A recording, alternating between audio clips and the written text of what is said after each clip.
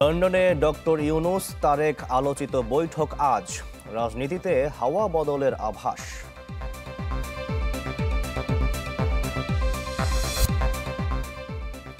British রাজার সাথে doctor ইউনূসের সাক্ষাৎ, পেলেন the King's Charles Harmony award.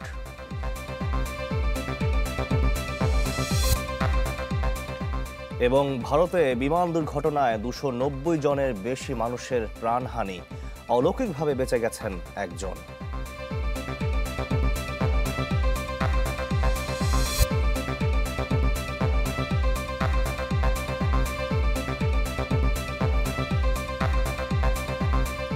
আমন্ত্রণ চ্যানেল 24-এর সকাল 7টার খবরে। শুনছিলেন প্রেসিডেন্সি ইউনিভার্সিটির সংবাদ শিরোনাম। আপনাদের সঙ্গে আছি আমি Shakil Ahmed. RFL kitchen sink, স্বাস্থ্যকর কিচেনের চিরস্থায়ী সমাধান। লন্ডনে প্রধান উপদেষ্টা ডক্টর মোহাম্মদ ইউনূস ও বিএনপির ভারপ্রাপ্ত চেয়ারম্যান তারেক রহমানের বৈঠক আজ। স্থানীয় সময় সকাল 11টায় শুরু হতে পারে আলোচিত এই বৈঠক। বিএনপি নেতাদের আশা, এই বৈঠকের মাধ্যমে ফিরবে গণতন্ত্র। জানান, আলোচনায় গুরুত্ব পাবে জাতীয় নির্বাচন। এছাড়া সংস্কার নিয়েও আলোচনা হবে। এদিকে বাকিংহাম প্যালেসে রাজা তৃতীয় চার্লসের সাথে একান্ত সাক্ষাৎ করেছেন প্রধান উপদেষ্টা ডক্টর মোহাম্মদ ইউনূস। পরে মর্যাদাপূর্ণ পুরস্কার the King's Charles Harmony award গ্রহণ করেন তিনি। আনুষ্ঠানিকভাবে এই সম্মাননা তুলে দেন রাজা তৃতীয় চার্লস। বিশ্ব শান্তি, সম্প্রীতি ও সহমর্মিতায় অবদানের স্বীকৃতি হিসেবে দেয়া হয় এই পুরস্কার। এর আগে জাতিসংঘ মহাসচিব বান কি মুনকে দেয়া হয়েছিল এই সম্মাননা। ডক্টর মোহাম্মদ ইউনূস ও তারেক রহমানের বৈঠক চলমান সংকটময় রাজনীতিতে একটি নতুন মোড়, যা সুষ্ঠু নির্বাচন ও দেশের গণতান্ত্রিক উত্তরণের পথে গুরুত্বপূর্ণ ভূমিকা রাখবে, এমন অভিমত রাজনৈতিক বিশ্লেষকদের। তাই কোনো বিতর্কিত বক্তব্য দিয়ে এই তাৎপর্যপূর্ণ সন্ধিক্ষণকে ক্ষতিগ্রস্ত না করতে রাজনীতিকদের প্রতি আহ্বান তাদের। মাকসুদুন নবীর রিপোর্ট। 1.5 দশকের স্বৈরশাসন পেরিয়ে সত্যিকারের গণতান্ত্রিক উত্তরণের যে পথ ধরে হাঁটছে বাংলাদেশ, তা যে খুব মসৃণ নয়, স্পষ্ট হয়েছে গেল 10 মাসে। একদিকে ছাত্র জনতার রক্তের ঋণ পরিশোধে হেরফের, অন্যদিকে নির্বাচনের অন্যতম অংশীজন বিএনপির সাথে অন্তর্বর্তী সরকারের বাড়তে থাকা দূরত্ব। সংকট ঘনীভূত হওয়ার এমন মুহূর্তে ডক্টর মোহাম্মদ ইউনূস ও তারেক রহমানের বৈঠক রাজনীতিতে তৈরি করেছে নতুন মোড়, যা নিয়ে যেতে পারে সঠিক গন্তব্যে, এমন অভিমত বিশ্লেষকদের। এই সাক্ষাৎটি রাজনৈতিক গুরুত্ব বা তাৎপর্য অনেক বেশি, বিশেষ করে গণতান্ত্রিক উত্তরণের ব্যাপারে, বিশেষ করে বিচার প্রক্রিয়া এবং সংস্কারের রকম ফের নিয়ে আমাদের মধ্যে যে অনেক কথা হচ্ছে সেই জায়গাটি থেকে। 5 আগস্টের পরে বাংলাদেশের 3টে স্টেক হোল্ডার খুব সিরিয়াস কাজ করছে এবং খুব প্রভাবশালী এরা। রাজনৈতিক স্টেক হোল্ডার বলতে আমি বিএনপিকে বুঝি, সবচেয়ে বড় স্টেক হোল্ডার। আর অন্তর্বর্তীকালীন সরকার হিসাবে সরকার একটা স্টেক হোল্ডার। আর একটা বলতে পারি রেজিমেন্টেড ফোর্স হিসাবে বাংলাদেশের সেনাবাহিনী। যদি এই স্টেক হোল্ডারটা ইউনূস সাহেবের সাথে একটা সমঝোতায় চলে আসে, তাহলে 3টা স্টেক হোল্ডারের মধ্যে 2টা স্টেক হোল্ডার একটা জায়গায় চলে আসলো, তাহলে এটা ভালো। রাজনৈতিক বিশ্লেষকরা মনে করেন, ইউনূস তারেক বৈঠক কেবল নির্বাচনী তারিখের আলোচনায় আবদ্ধ রাখা ঠিক হবে না, বরং সুরাহা টানতে হবে সংস্কার, জুলাই সনদ ও গণহত্যাকারীদের বিচার ইস্যুরও। ইতিবাচক হওয়ার কোনো বিকল্প নেই আপাতত। হয় প্রফেসর ইউনূস সাহেবের প্রস্তাব অনুযায়ী মিস্টার তারেক রহমান মেনে নিলেন যে ওকে, একটু খারাপ হলেও পরিবেশ এবং অন্যান্য প্রস্তুতিগত কিছু সমস্যা থাকলেও আমরা এপ্রিলে নির্বাচন করব, তাহলে খুবই ভালো। আরেকটা হলো যে না, তারা দুজনটি একটু মাঝামাঝিতে আসলেন, তারা ফেব্রুয়ারিতে আসলেন, সেটাও ভালো। যেই কথাটি আমরা অনেক সময় বলে থাকি যে সংস্কারটি হয়তো অন্তর্বর্তী সরকার শুরু করবে, কিন্তু নির্বাচিত সরকার সেটিকে বয়ে নিয়ে যাওয়ার দায়িত্ব পালন করবেন, সেক্ষেত্রে একটা কমিটমেন্টের বিষয় রয়েছে। তৃতীয় হচ্ছে বিচার প্রক্রিয়া। আপনি জানেন যে জুলাই গণ অভ্যুত্থান হয়েছে, জুলাই আগস্টে গণহত্যা হয়েছে, সেই বিচারের প্রক্রিয়াকে কতটা ত্বরান্বিত করা যায়। ইউনূস সাহেব যখন বাংলাদেশের সমস্ত পথ হারায় ফেলছেন, উনি পথ পাওয়ার জন্য আমাদের নেতা তারেক রহমান সাহেবের কাছে 12 ঘন্টা প্লেন চালায়া লন্ডন পর্যন্ত গেছেন। ডক্টর ইউনূস ও তারেক রহমানের বৈঠক হওয়ার আগেই কোনো রাজনীতিকের মুখ থেকে ঝরছে তির্যক মন্তব্য। সংকট উত্তরণের এমন গুরুত্বপূর্ণ সন্ধিক্ষণে সব পক্ষকে তাই দায়িত্বশীল আচরণের আহ্বান বিশ্লেষকদের। মনে করেন ইউনূস সাহেব আবেদন করে দেখা করেছে তারেক জিয়ার সাথে, তাও আমি সেটাকে অ্যাপ্রিসিয়েট করি। কেন করি? গণতন্ত্রে বা দেশের স্টেবল সিচুয়েশন করতে হইলে এরকম বড় স্টেক হোল্ডারের সাথে তার আলোচনা করা দরকার, আলোচনা সবসময়ই করা দরকার। সংকটের এরকম একটি জায়গায় দাঁড়িয়ে আমার ধারণা কোনো দায়িত্বশীল রাজনীতিবিদ এ ধরনের মন্তব্য করতে পারেন না। তাদের দলের উচিত হবে তাদের ব্যাপারে ব্যবস্থা নেওয়া। অন্তর্বর্তী সরকারের প্রধান উপদেষ্টা ও বিএনপির ভারপ্রাপ্ত চেয়ারপারসনের মধ্যে বৈঠক সফল হলে পতিত আওয়ামী লীগ আরও অপ্রাসঙ্গিক হয়ে উঠবে বলে মনে করেন রাজনৈতিক বিশ্লেষকরা। মাকসুদুন নবী, চ্যানেল 24, ঢাকা। ইউনূস তারেক বৈঠক নিয়ে কৌতূহল বাড়ছে দেশের রাজনৈতিক অঙ্গনেও, যাকে ইতিবাচক হিসেবেই দেখছে দলগুলো। বিএনপি বলছে এটি হতে পারে রাজনীতির টার্নিং পয়েন্ট।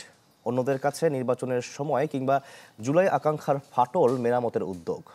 তবে তার জন্য অপেক্ষা করতে হবে আরও কিছু সময়। শফিকুল ইসলাম সবুজের রিপোর্ট। অতীতেই বাংলাদেশে রেকর্ড রয়েছে 3 মাসের মধ্যে জাতীয় নির্বাচন অনুষ্ঠিত করা সম্ভব। অন্তর্বর্তীকালীন সরকারের প্রতি আহ্বান, আগামী ডিসেম্বরের মধ্যেই জাতীয় নির্বাচন অনুষ্ঠিত হতে হবে।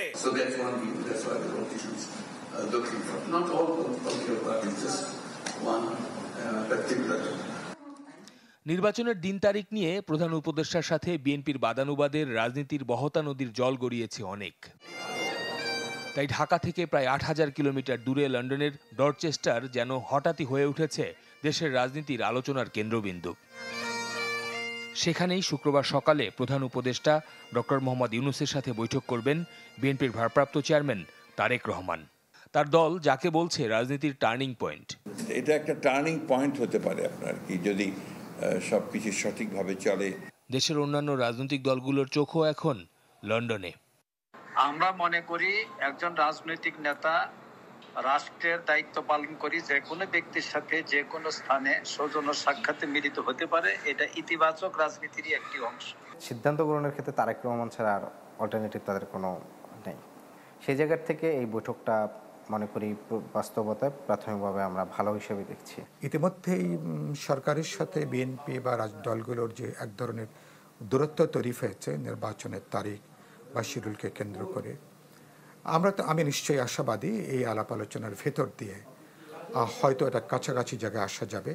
ধারণা করা হচ্ছে আলোচনায় চেষ্টা থাকবে জুলাই ঐক্যের ফাটল মেরামতের, পাশাপাশি উঠে আসতে পারে নির্বাচন সংস্কার কিংবা জুলাই সনদ সহ দেশের সার্বিক পরিস্থিতি, যাকে ঘিরে দেশের রাজনীতির আকাশে এখন উঠছে প্রত্যাশার বেলুন। আমরা আশা করব বিএনপির যে ভারপ্রাপ্ত চেয়ারম্যান তিনি অবশ্যই এই শহীদের আকাঙ্ক্ষা, অভ্যুত্থান পরবর্তী নতুন বাংলাদেশের রাষ্ট্রের মৌলিক সংস্কার, সেটার জন্য যে আমূল পরিবর্তন দরকার সেই পরিবর্তনের প্রতি আশা করি তিনি সাড়া দিবেন এবং এটার প্রতি শ্রদ্ধাশীল হবেন। তারেক রহমানকে নিশ্চয়ই কিছু বিষয় তিনি অফার করবেন, তাদের ভাবনা চিন্তাকে, আলাপ আলোচনাকে। আর তারেক রহমান যখন কথা বলবেন তিনি তো শুধু বিএনপির অ্যাক্টিং চেয়ারপারসন হিসেবে কথা বলবেন না, একই সাথে রাজনৈতিক দলগুলোর যে চিন্তাভাবনা, যে আকাঙ্ক্ষা বা জনগণের যে দাবি, তো নিশ্চয়ই সেটাও তিনি বিবেচনার মধ্যে রেখে তিনি কথা বলবেন। কিন্তু তারপরে যদি বোঝা যায় আলাপ আলোচনা করে যে ডিসেম্বরের পরে আর 15 দিন কি জানুয়ারি মাসটা হয়তো লেগে যেতে পারে, আমার মনে হয় না আলাপ আলোচনা করে তারিখ পুনর্নির্ধারণ হলে এটা নিয়ে কোনো সমস্যা হবে। বহু আকাঙ্ক্ষিত এই বৈঠকে কি হবে সমঝোতা, নাকি উল্টো বাড়বে বৈরিতা? উত্তরটা আপাতত সময়ের হাতেই তোলা থাকছে। শফিকুল ইসলাম সবুজ, চ্যানেল 24, ঢাকা। দেশ জুড়ে তোলপা ওয়ালটন ফ্রিজ কিনে আপনিও হয়ে যেতে পারেন মিলেনিয়ার। স্মরণকালের মর্মান্তিক বিমান দুর্ঘটনা দেখল ভারত। আহমেদাবাদে উড্ডয়নের পরপরই একটি মেডিকেল হোস্টেলের ওপর আছড়ে পড়ে এয়ার ইন্ডিয়ার বিমান। মুহূর্তেই বিধ্বস্ত হয়, আশপাশে ছড়িয়ে পড়ে আগুন। রয়টার্স বলছে এতে মারা যান অন্তত 290 জন। নিহতদের মধ্যে মেডিকেল শিক্ষার্থী ও স্থানীয় বাসিন্দারাও রয়েছেন। এই ঘটনায় শোক জানিয়ে ভারতের প্রধানমন্ত্রী নরেন্দ্র মোদীকে বার্তা দিয়েছেন প্রধান উপদেষ্টা ডক্টর মোহাম্মদ ইউনূস। উড্ডয়নের কয়েক মিনিটের মাথায় আহমেদাবাদের মেঘানী নগরে এভাবে আছড়ে পড়ে এয়ার ইন্ডিয়ার বিমান। মুহূর্তেই চারপাশে ছড়িয়ে পড়ে আগুনের কুণ্ডুলি। ক্রুসহ 242 আরোহী নিয়ে লোকালয়ে বিধ্বস্ত হয় লন্ডনের উদ্দেশ্যে যাত্রা করা বিমানটি। গিয়ে পড়ে একটি ছাত্রাবাসের ওপর। এ সময় আগুন ছড়িয়ে পড়ে আশপাশের ভবনে, পুড়ে ছাই হয়ে যায় রাস্তায় পার্ক করা গাড়িও। দ্রুত স্থানীয়দের সাথে উদ্ধার কাজে যোগ দেয় ফায়ার সার্ভিসের কর্মীরা। গুরুতর আহতদের নেওয়া হয় স্থানীয় সিভিল হাসপাতালে। জানা গেছে, বিধ্বস্ত AI-171 फ्लाइटটিতে ছিলেন गुजरातेर साবেক मुख्यमंत्री विजय रूपानी। इंसिडेंट बनने के विदिन 2-3 मिनट्स में पुलिस, बाकी सभी बॉडियां, सिविल एडमिनिस्ट्रेशन, कॉर्पोरेशन वगैरह सभी लोग आ गए थे। फायर फाइटर वगैरह स्थल पे हाजिर है। বিমানের যাত্রীদের মধ্যে 53 জন ব্রিটিশ, 7 পর্তুগিজ এবং একজন কানাডিয়ান বাদে বাকিরা ভারতীয়। ঘটনায় শোক প্রকাশ করেছেন ভারতের প্রধানমন্ত্রী নরেন্দ্র মোদী ও ব্রিটেনের প্রধানমন্ত্রী কিয়ার স্টারমার। শোক জানিয়ে নরেন্দ্র মোদীকে বার্তা দিয়েছেন প্রধান উপদেষ্টা doctor Mohammad Yunus. Air India জানায় AI-171 ফ্লাইটটি উড্ডয়নের কয়েক সেকেন্ড পরই পাইলটের থেকে শেষ সিগন্যাল আসে। ঘটনায় ক্ষতিগ্রস্ত সবার পরিবার এবং প্রিয়জনের প্রতি সমবেদনা জানিয়েছে সংস্থাটি। বিধ্বস্ত হওয়া বিমানটির মডেল বোয়িং 787-8 ড্রিমলাইনার। মাত্র 6 সপ্তাহ আগে এই মডেলের বিমানে 100 কোটি যাত্রী পরিবহনের মাইলফলক অর্জন করে মার্কিন কোম্পানিটি। তাই এত বড় দুর্ঘটনার পর বিতর্কের মুখে পড়েছে নির্মাতা কোম্পানিও। ওয়ালিউল্লাহ ফারুক, চ্যানেল 24। এদিকে বিমান দুর্ঘটনায় বেঁচে ফেরার ঘটনা বিরল। তবে আহমেদাবাদে এয়ার ইন্ডিয়ার বিমান বিধ্বস্তের পর অলৌকিকভাবে বেঁচে ফিরেছেন এক যাত্রী। স্মরণকালের ভয়াবহ এই বিমান দুর্ঘটনার কিছুক্ষণ পর প্রকাশিত এক ভিডিওতে দেখা যায় অলৌকিকভাবে বেঁচে গেছেন এক যাত্রী। ঘটনাস্থলের আশপাশে রক্তাক্ত অবস্থায় ঘুরে বেড়াতে দেখা যায় তাকে। আহত অবস্থায় পরে নেওয়া হয় হাসপাতালে। ভারতীয় গণমাধ্যমের প্রতিবেদনের দাবি করা হয়, বিমানের 11 নম্বর সিটে ছিলেন বেঁচে যাওয়া ওই ব্যক্তি। তার সাদা টি শার্ট এবং গাঢ় রঙের প্যান্টে ছিল রক্তের দাগ। পুড়ে গেছে জামার সামান্য অংশ। দর্শক, ঈদের ছুটি শেষে ঢাকায় ফিরছেন কর্মজীবী মানুষ। তাদের খবর জানাতে কমলাপুর এবং সদরঘাট থেকে আমাদের সঙ্গে যুক্ত হচ্ছেন আমাদের সহকর্মীরা। শুরুতে আমরা চলে যাব কমলাপুরে, সেখানে রয়েছেন আশরাফুল আলম আকাশ। আকাশ, আপনার পিছনে ট্রেন দেখতে পাচ্ছি, যাত্রীদের চাপ কেমন, সবাই ফিরছে কিনা, সবকিছু মিলিয়ে আমাদের জানাবেন। শাকিল, সরকারি ছুটির আরও একদিন বাকি আছে। এখন বলা যায় একদম শেষ মুহূর্ত, যেহেতু আজকে শুক্রবার, আর সেই হিসাবে আজকে চাপটা অন্যান্য দিনের তুলনায় অনেকটা বেশি। কিছুক্ষণ আগে একটি ট্রেন এখানে এসেছে মূলত রংপুর থেকে। তবে যাত্রীরা যেটি বলছেন, ট্রেনটি স্টেশনে এসে পৌঁছতে প্রায় 1 ঘন্টা বেশি সময় নিয়েছে। কারণ হিসেবে তারা দেখাচ্ছেন যে ক্রসিংগুলো আছে, মূলত ক্রসিংগুলোতেই সময়টা লেগেছে, সে কারণে এই 1 ঘন্টা লেট হয়েছে। একইভাবে কিন্তু আমরা দেখেছি সিলেট থেকে যে ট্রেনটি আসলে ঢাকায় এসেছে, সেই ট্রেনটিও কিন্তু 1 ঘন্টা দেরি করে মূলত এই কমলাপুর স্টেশনে এসে পৌঁছেছে। আর সব কিছু মিলে যদি বলি, তাহলে যাত্রীরা যেটি বলছেন, ট্রেনের সার্বিক ব্যবস্থাপনা নিয়ে তাদের আসলে কোনো অভিযোগ নেই। সময় মতো ট্রেনগুলো ছেড়ে এসেছে। আর এর বাইরে শুধু গরমের যে প্রভাব, সেই গরমের কারণে কিন্তু যারা নন এসি কেবিনগুলোতে ছিল, মূলত সিটগুলোতে ছিল, তারা কিন্তু একটু বেশ ভোগান্তির মধ্যে পড়তে হয়েছে। অনেকে বাচ্চা পরিজন নিয়ে আজকে কিন্তু ঢাকায় ফিরছেন। তারা যেটি বলেছেন, আসলে ট্রেনের মধ্যে যে গরম, সেই গরমটা আসলে তাদের জন্য একটু বেশি বেগ পেতে হয়েছে। কারণ সেখানে দেখা যায় সিট ক্যাপাসিটির বাইরেও কিন্তু অনেকে স্ট্যান্ড টিকিট নিয়েও কিন্তু সেখানে দাঁড়িয়ে ঢাকার পথে আসার জন্য চেষ্টা করছেন। সেই হিসেবে মানুষের যে ভিড়, সেই ভিড়ের গরমের তাপমাত্রাটার কথাই তারা আমাদেরকে জানিয়েছেন। আর এর বাইরে যে ট্রেনের সার্বিক ব্যবস্থাপনা নিয়ে তারা সন্তুষ্টি প্রকাশ করেছেন। বলা যায় আগামীকালকে শনিবার শেষ দিন হিসেবে কালকেও একই ধরনের ভিড়টি থাকবে। আর এছাড়া যে রবিবার থেকে যে দিন, সেইগুলো কিন্তু আবার নিয়মিত শুরু হতে যাচ্ছে। সেই হিসেবে কয়েকদিন ধরে যে ঈদের ছুটি শেষ মুহূর্তে কিন্তু ঢাকামুখী হচ্ছে দেশের বিভিন্ন জায়গা থেকে ঈদের ছুটিতে যাওয়া সাধারণ মানুষ। এই ছিল এখান থেকে সর্বশেষ। আকাশ, আপনাকে ধন্যবাদ আমাদের সঙ্গে যুক্ত হওয়ার জন্য। এবার চলে যাচ্ছি সদরঘাটে, সেখানে রয়েছেন আমাদের আরেক সহকর্মী মাহবুবুর রহমান। মাহবুব, আপনার পেছনে প্রচন্ড যাত্রীদের ভিড় দেখতে পাচ্ছি, সেখানকার ভোগান্তির চিত্র কেমন দেখছেন জানাবেন। শাকিল, ঈদের ছুটি কাটিয়ে মানুষ আবার তাদের কর্মস্থল ঢাকায় ফিরছে এবং আমরা দেখেছি সড়কপথ এবং রেলপথের চিত্র ঠিক তেমনটাই ভিড় দেখা যাচ্ছে এই সদরঘাট কিন্তু লঞ্চ টার্মিনালে।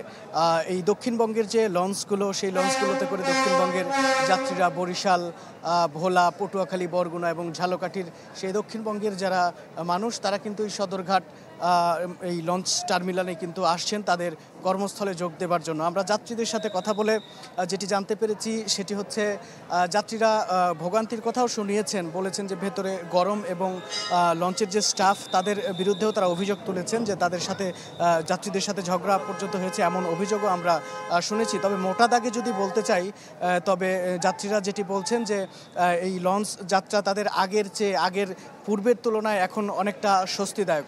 আরও একটি বিষয় শাকিল, সেটি হচ্ছে যেহেতু এই পদ্মা সেতু হওয়ার পরে দক্ষিণবঙ্গের সাথে রাজধানী ঢাকার যে যোগাযোগ ব্যবস্থা, সেই যোগাযোগ ব্যবস্থার উন্নতি হয়েছে এবং এই যোগাযোগ ব্যবস্থার কারণে কিন্তু এখন মানুষকে আর লঞ্চে গাদাগাদি করেই সেই দক্ষিণবঙ্গে যেতে হবে এমন পরিস্থিতি কিন্তু আর নেই।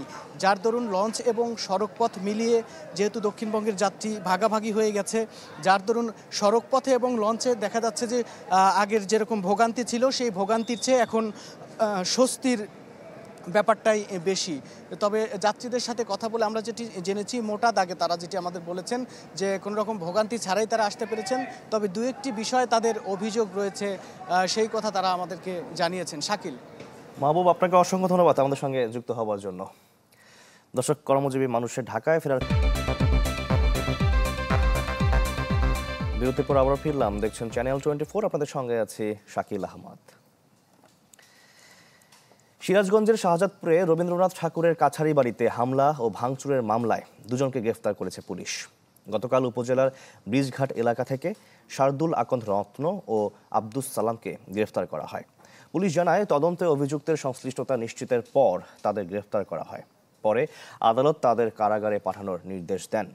এছাড়াও বাকিদের গ্রেফতারে অভিযান চলছে। গত 8ই জুন শাহজাদপুরের কাছারি বাড়িতে দর্শনার্থীদের সাথে কথা কাটাকাটির জেরে হামলা ও ভাঙচুরের ঘটনা ঘটে।